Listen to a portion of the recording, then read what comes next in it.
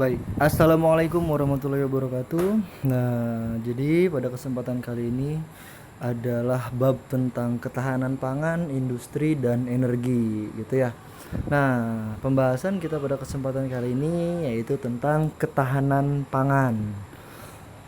Kalau kita lihat ya, ketahanan pangan itu ada dua kata, ada ketahanan sendiri dan ada kata pangan. Ketahanan tuh kondisi yang seperti apa sih? Ketahanan tuh berarti kondisi ketika kita mampu, ketika kita tahan terhadap sesuatu.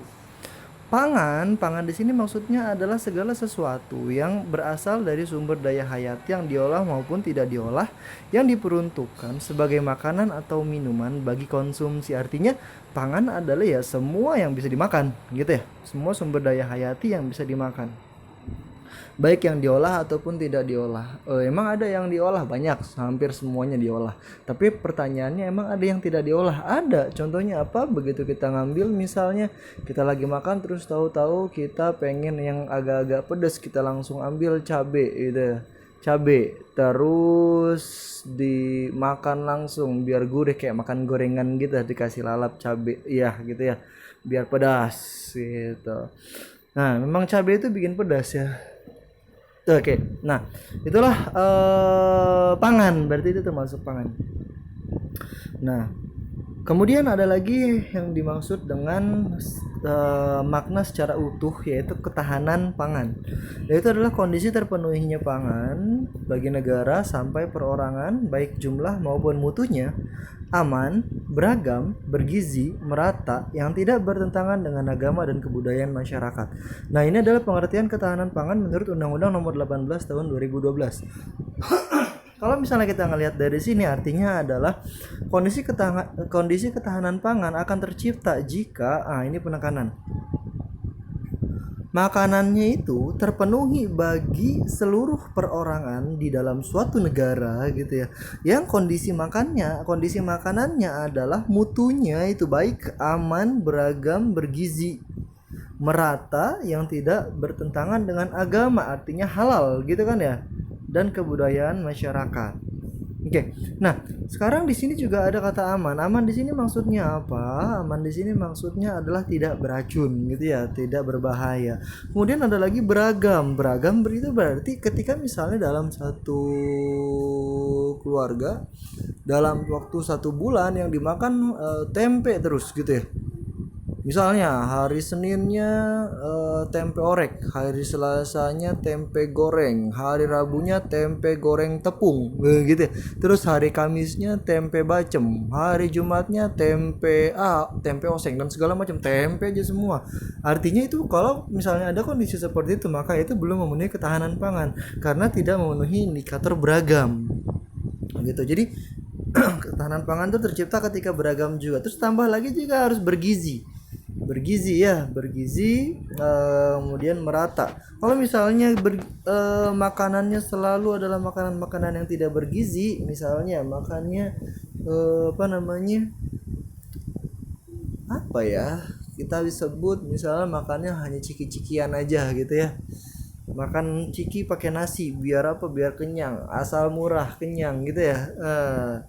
Itu juga tidak tercukupi atau tidak terpenuhi kondisi ketahanan pangan seperti itu.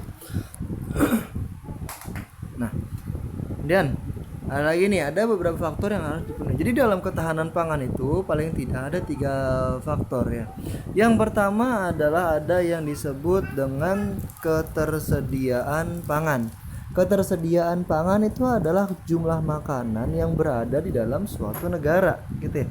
Ketersediaan pangan. Jadi kalau misalnya makanannya akan semakin banyak dan semakin cukup bagi setiap warga negara, maka makanannya akan semakin tersedia, begitu.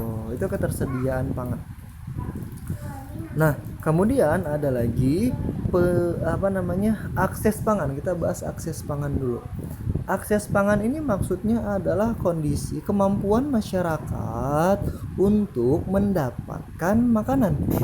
Kemampuan masyarakat untuk mendapatkan makanan itu akses pangan. ini juga tidak boleh, masyarakat itu tidak boleh merasa kesulitan dalam mendapatkan makanan. Mereka harus mampu menjangkau kebutuhan pangan mereka gitu, karena kebutuhan pangan adalah kebutuhan pokok atau kebutuhan primer bagi setiap individu gitu ya. Dan negara itu ya baiknya atau malah mungkin seharusnya itu mampu menjamin akses pangan bagi setiap masyarakat. Jadi nggak boleh ada warga negara yang sampai kesulitan makan. Kalau ada sampai warga negara yang kesulitan makan, maka pemimpinnya zolim, gitu ya. Atau jangan jauh-jauh ke pemimpinnya dulu, kan warga sekitarnya berarti itu sudah mengabaikan unsur kemasyarakatan, gitu ya. Oke. Kemudian ada lagi penyerapan pangan. Penyerapan pangan di sini maksudnya adalah jumlah makanan yang berhasil diserap oleh masyarakat. Jadi balik lagi ya, kalau ketersediaan pangan adalah jumlah makanan yang ada dalam suatu negara atau suatu kawasan gitu kan ya. Nah, kemudian akses pangan adalah cara masyarakat untuk mendapat makanan tersebut, gitu ya, akses pangan. Kemudian penyerapan pangan adalah kondisinya ketika jumlah makanan yang sudah terserap atau sudah dikonsumsi oleh masyarakat gitu ya. Terus kalau misalnya ada makanan yang terbuang bagaimana? Itu pun termasuk bagian dari makanan yang terserap. Hanya saja tidak terserap dengan sempurna karena tetap harus dibuang ya. Jadi jangan sampai kita membuang-buang makanan, karena ternyata di Indonesia sendiri tidak sedikit ya yang masih kesulitan mendapatkan makanan. Oke. Ini ada lagi faktor geografis ya. Ini ada faktor geografis yang mempengaruhi ketahanan pangan. Oke, di sini yang pertama kita bahas adalah ketersediaan pangan. Loh, kok itu berhubungan dengan faktor geografis? Iya.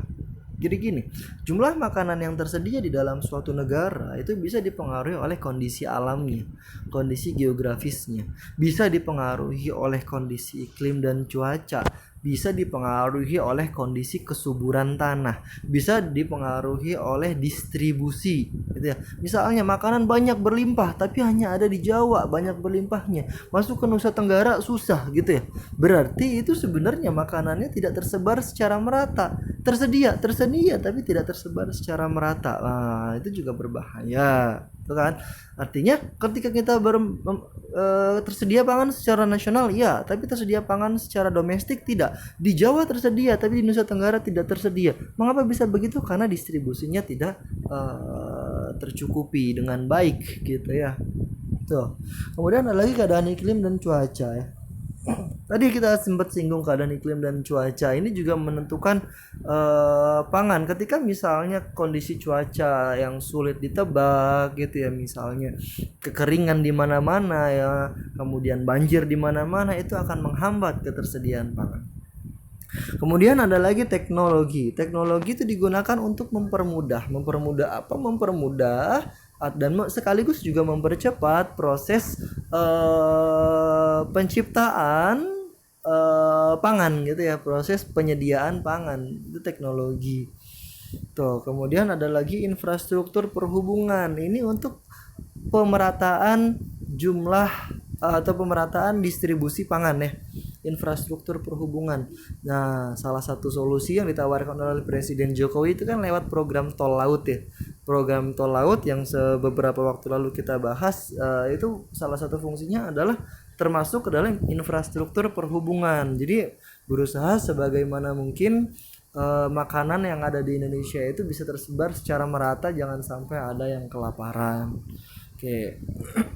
Nah, nanti selanjutnya kita akan bahas tentang industri ya, tapi kali ini kita cukupkan sampai ketahanan pangan. Oke, mudah-mudahan bermanfaat. Sekian dari saya. Assalamualaikum warahmatullahi wabarakatuh.